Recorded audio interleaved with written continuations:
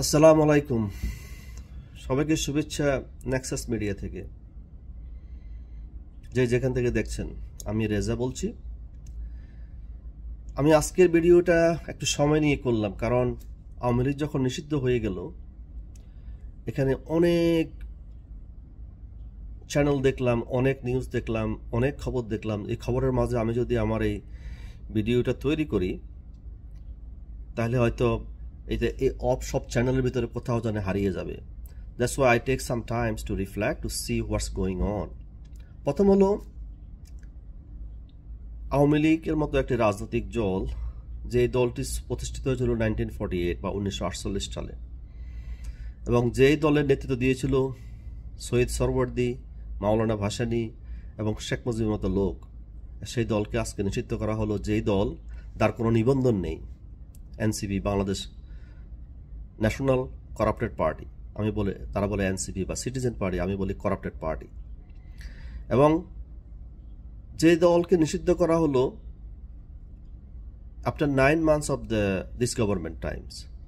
এই সরকার আসেছিল গত বছর অগস্টে, এখন এই বছরের মে মাস, দ্যাট মিনস 9 মাস পর একটা সরকার একটা কনটেক্সট তৈরি করলো, যে ওদের ছাত্রদেরকে লেলিয়ে দিল পথে আন্দোলন করার জন্য। যখন ছাত্ররা যমুনার এবং শাহবাগে আন্দোলন করলো, আওয়ামী লীগকে নিষিদ্ধ করা হলো। একটা দলকে কিভাবে নিষিদ্ধ করা যায়? আওয়ামী লীগ এমন একটা দল, যে দলের আপনি যদি হিসাব করেন মিনিমাম 40% সাপোর্টার রয়েছে বাংলাদেশে। তো বাংলাদেশে যদি এখন 18 কোটি মানুষ থাকে, 50% হলো 9 কোটি, যদি আপনি 40% ধরেন, তার মানে 7 থেকে 8 কোটি লোক মানুষ আওয়ামী লীগকে সাপোর্ট করে। I am not talking about the leaders and the organising leaders, I am talking about the supporter. আপনি তো এদেরকে সাপ্রেস করতে পারেন না, আপনাদেরকে অস্বীকার করতে পারেন না। আপনি এদেরকে তো অস্বীকার করলে আপনি তো মানুষের যে মৌলিক কথা বলার অধিকার বা মানুষের যে এক্সপ্রেশন, আপনি সব কিছু অস্বীকার করবেন। আপনার গায়ের জোর দিয়ে তো সব কিছু হয় না। আপনি ন্যায় বিচারের কথা বলবেন, বৈষম্যের কথা বলবেন, আপনি ন্যায় বিচার থেকে মানুষকে বঞ্চিত করবেন, আপনি সব জায়গায় বৈষম্য করে রাখবেন, সেটা তো হয় না। আপনারা বলবেন আওয়ামী লীগের বিচার করতে হবে, কিন্তু জামাত এখন দেশ চালাচ্ছে, তাদের তো বিচার হয়নি। বাংলাদেশের স্বাধীনতা যুদ্ধে 30 লক্ষ মানুষ প্রাণ দিল, 2 লক্ষ মানুষ তাদের ইজ্জত দিল, এবং বিএনপি বা জামাত তার প্রত্যক্ষ ভূমিকা পালন করেছে এই হত্যা এবং ধর্ষণের বিরুদ্ধে। তাদের তো বিচার করা হয়নি। যদি আওয়ামী লীগের বিচার করতে হয়, যদি 100-200 মানুষ বা 2000 মানুষ মারা গেল, তাহলে জামাতের বিচার কেন হবে না? যে স্লোগান দিয়ে বাংলাদেশ স্বাধীন হইল, জয় বাংলা দিয়ে, সেই স্লোগান আজকে কেন নিষিদ্ধ? আমার আজকে স্পষ্ট মনে পড়ে, হুমায়ুন আজাদ একটা কথা বলেছিল, এই দেশে একদিন স্বাধীনতা বিরোধীরাই মুক্তিযোদ্ধাদের বিচার করবে। আজকে সেই কথাই সত্য হলো। আজকে এই দেশে স্লোগান হয়, গোলাম আজমের দেশে আওয়ামী লীগের স্থান নেই, গোলাম আজমের দেশে আওয়ামী লীগের স্থান নেই, নিজামীর দেশে আওয়ামী লীগের স্থান নেই। কত বড় লজ্জা, কত বড় ধিক্কার, কত বড় অধপতনে চলে গেছে একটা জাতি, যেখানে এই ধরনের স্লোগান দেওয়া হয়।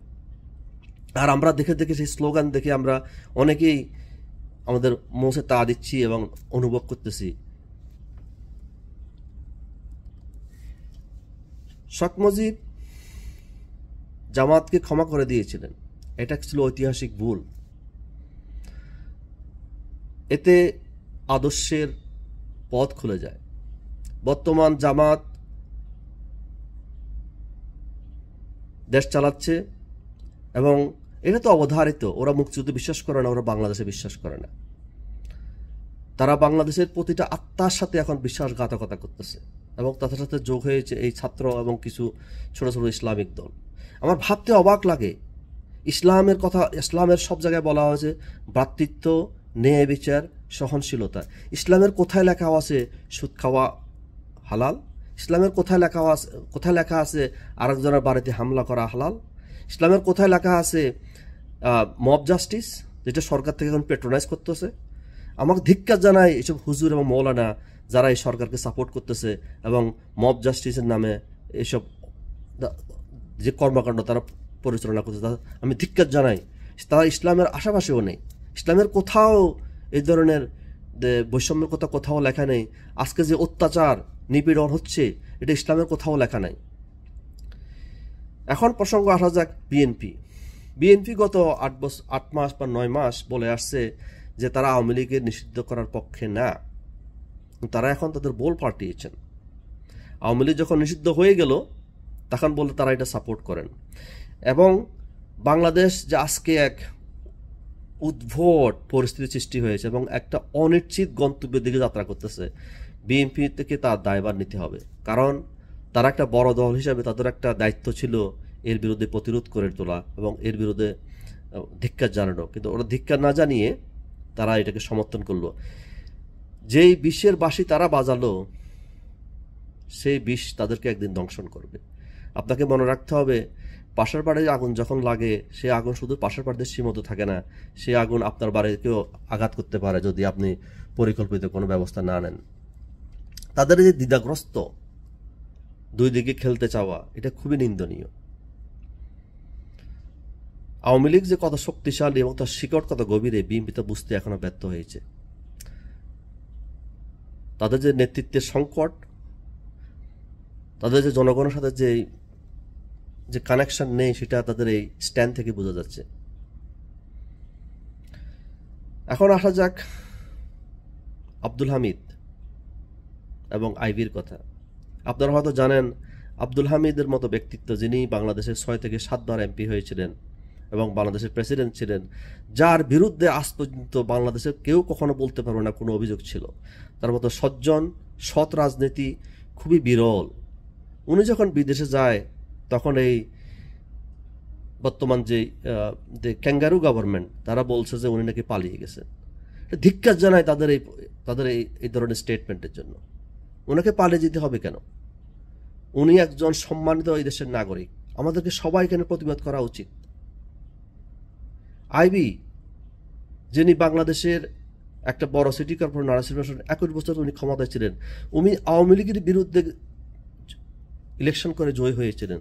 সে আইবিকে যখন রাতের অন্ধকারে গ্রেপ্তারের জন্য যায় এবং হাজার হাজার মানুষ যখন তাকে প্রতিরোধ করে, তখন তাদের বোঝা উচিত ছিল যে আইবির জনপ্রিয়তা কোথায়, তাদের জনপ্রিয়তা কোথায়।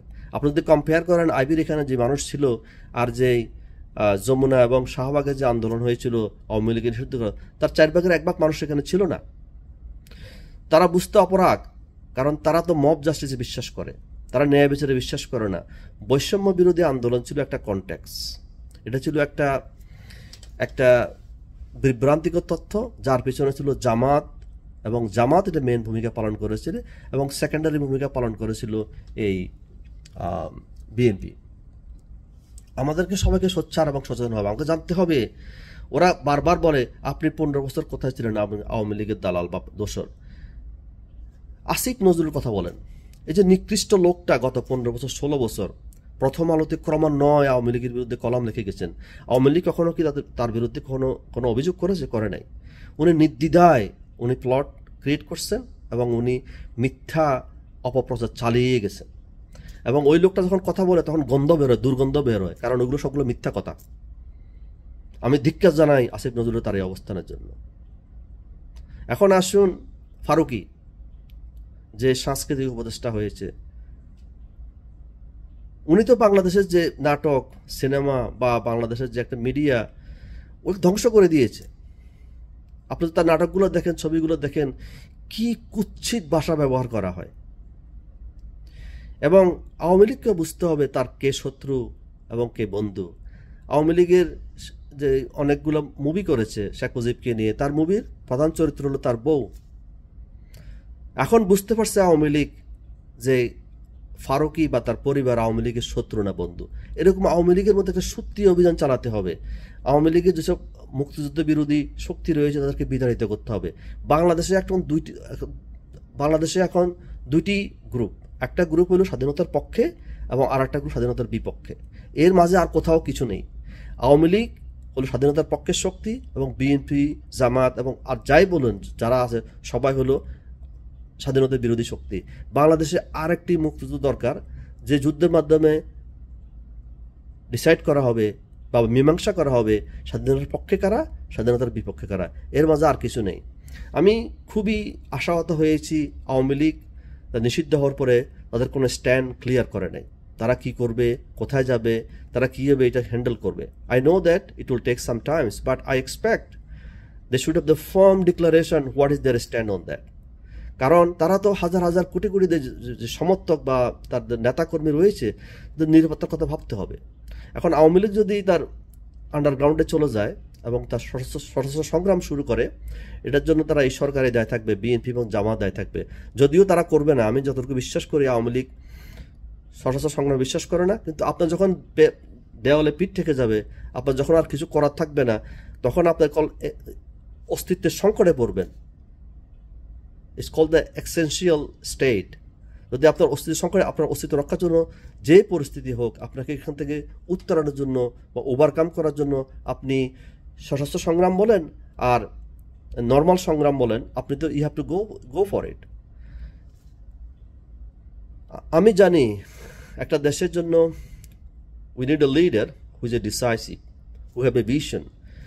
আমার এখন বিশ্বাস করতে কষ্ট হয় ডক্টর ইউনূসের মতো লোক কীভাবে সে নোবেল প্রাইজ পেল, যার কোনো সে রুচিহীন, অসৎ এবং করাপ্টেড। আমাদের বাংলাদেশের এক কঠিন সময় যাচ্ছে, আমি জানি না এই দেশ কোথায় যাবে, যে কোনো সময় যে কোনো পরিস্থিতি হতে পারে।